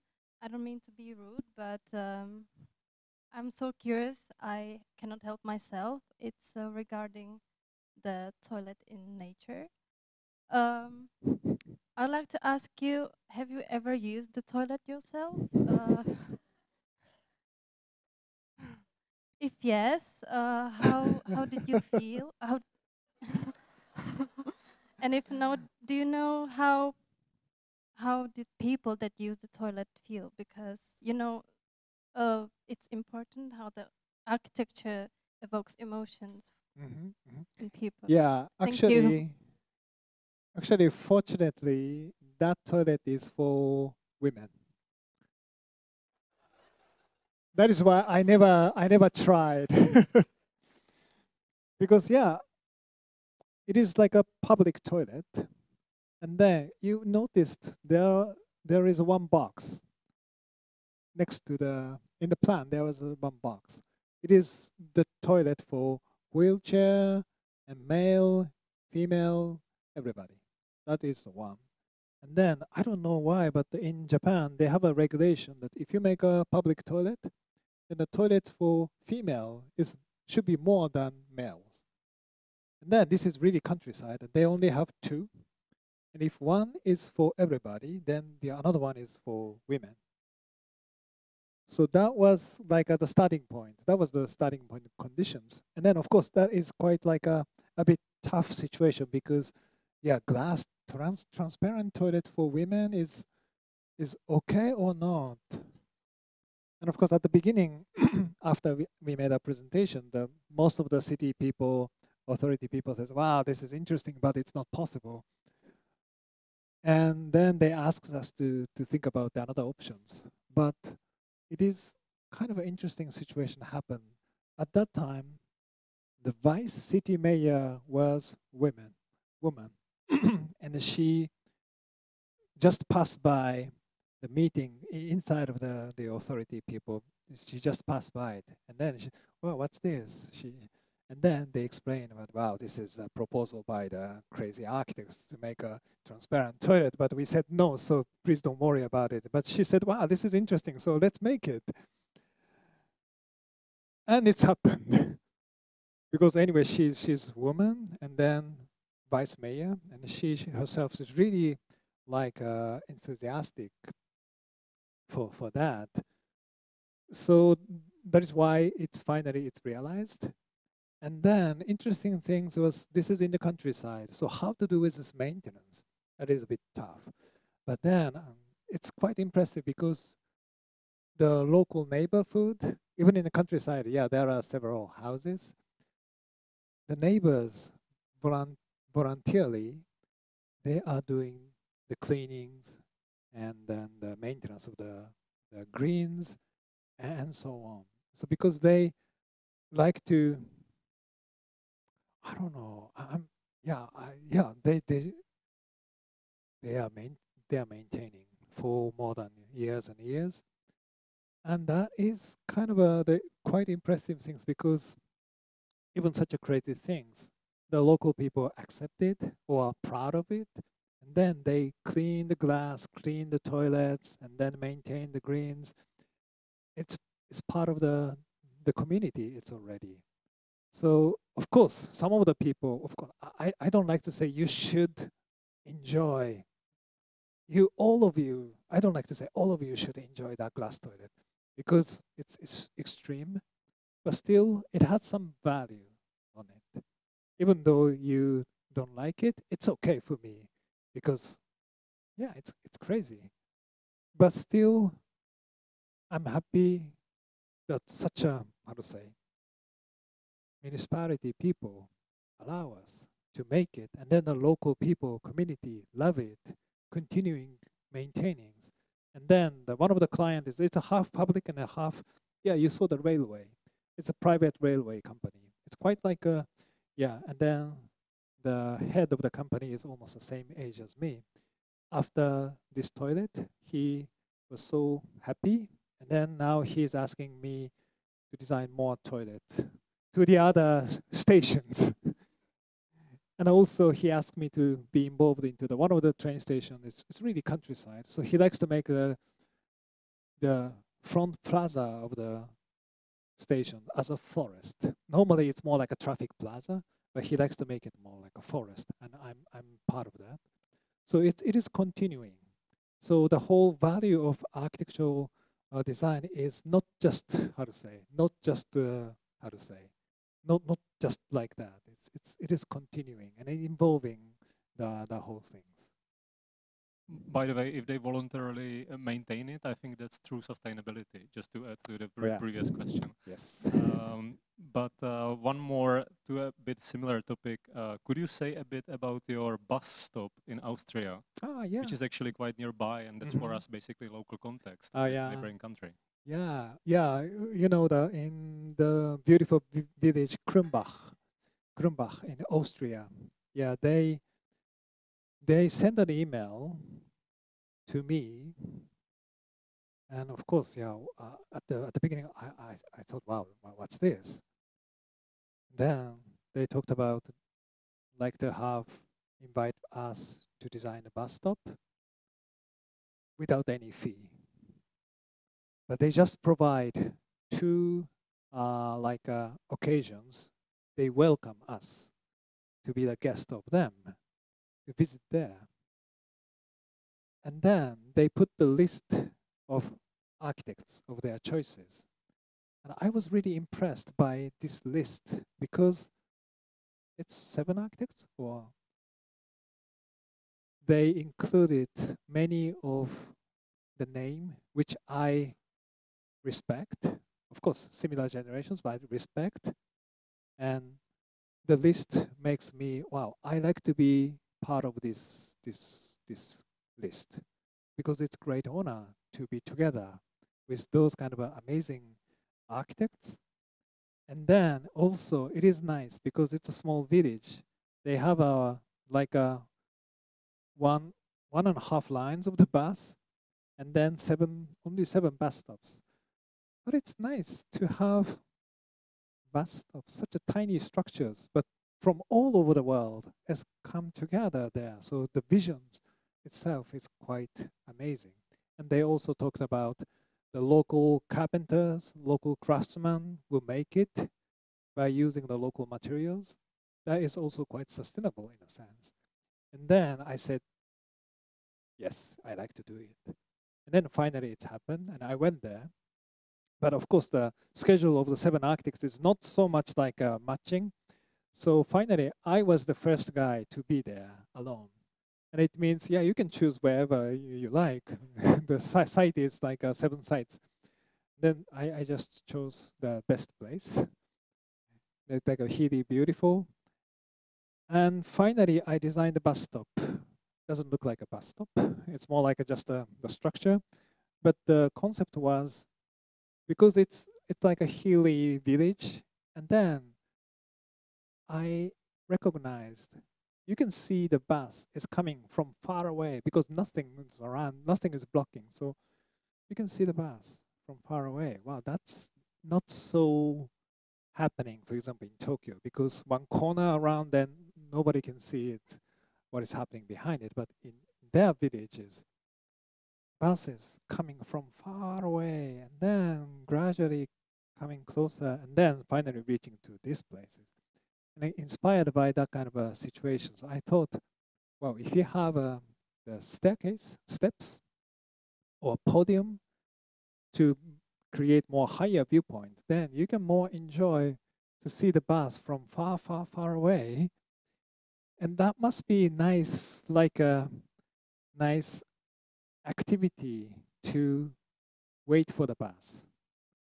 Because the bus stop is the place to wait, just wait for the bus. Stepping up and then see it from far away, and then your expectations and something is happening. But those kind of emotional experiences I imagined. And then it's just a staircase. No shadings, no protections. It's a bit, of course, functionally, it's a bit problem. But anyway, and then finally, it's done. And of course, also, on the other hand, I like to make it like from far away. It should be also recognizable. But if you make like a strong volumes, of course, it's could be seen, but it's too strong. So I was thinking how we can create visible landmark, but at the same time, it's quite subtle. And then once you get closer, you don't see so depressing impressions. But still, if you are far away, you see something. And then finally, we proposed to have so many columns. like a small forest of the columns, random columns, with the steps going through that. And then, of course, we have a steps, but from far away, it looks like a white, like a small cloud. So it's visible because the background is the green, so beautiful contrast of the green and the white. But then if you get closer, it's just the columns. So you don't see it's too massive.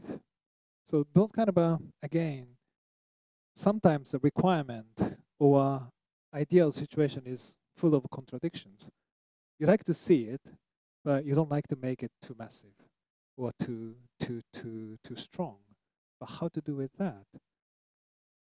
But there is solutions. It is possible to realize such an opposite requirement, integrate it. If you can find the proper, how to say, architectural form as a solutions. So anyway, yeah, I hope it. Yeah, you can Google the Krumbach and the Sou Fujimoto and so on. Then you will see such a beautiful images. Hi. Sorry. Hi. Thank you very much for your presentation. Hi. So my question is, usually in architecture, you're trying to focus on your ideas and involving like buildings and nature, and usually you're building like brand new structures. So my question is like here in Europe generally, like the question of reconstruction, restoration is like a very big, various topic, and people are trying to find like new techniques to it.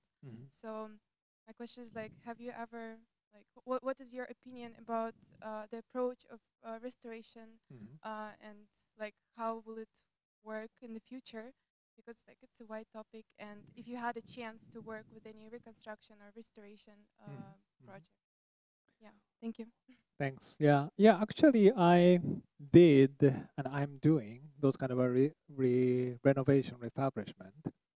And the first one was like renovating the 1960s beautiful modern architecture, concrete modern architecture designed by rather famous Japanese architects into, it was the library and the museum. And then this is the library and museum for the university. But then the sizes get smaller. So finally they bring the library out to make a new buildings, which one is the library I did. And then the original buildings to convert into the pure museum, art museum.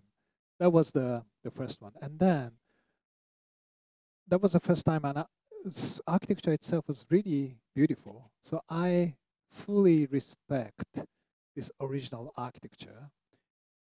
Try to keep as much atmosphere as possible, but still should have like a modern loading systems, and then the different layout of the exhibition spaces, different circulations are needed.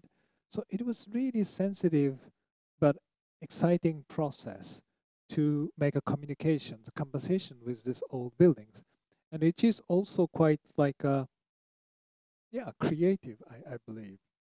And yeah, recently we are doing the renovation of this existing normal buildings into the hotel, which is also like a conversation. But in this case, the original building is just a boring 4-story building. So we made a huge atriums, demolishing the whole slabs of half of the buildings, and then creating such a strange, amazing atriums open to the skylights, which is another way to reveal, because as a building it's normal, but if you reveal the structure as like a beam and the columns, then it is almost like the amazing traditional Japanese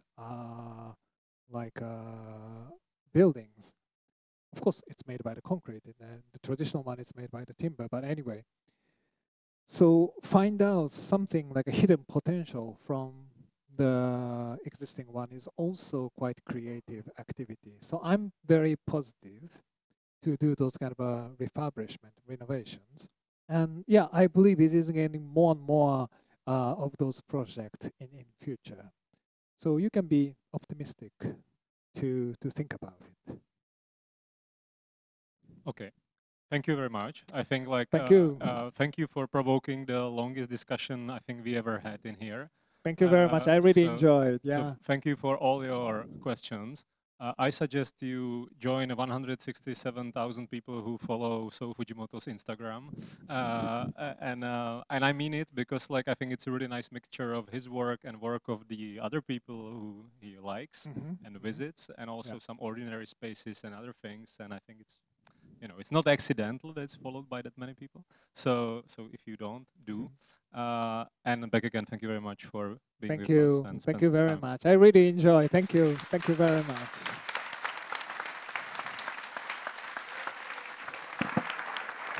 Thanks. Thank you.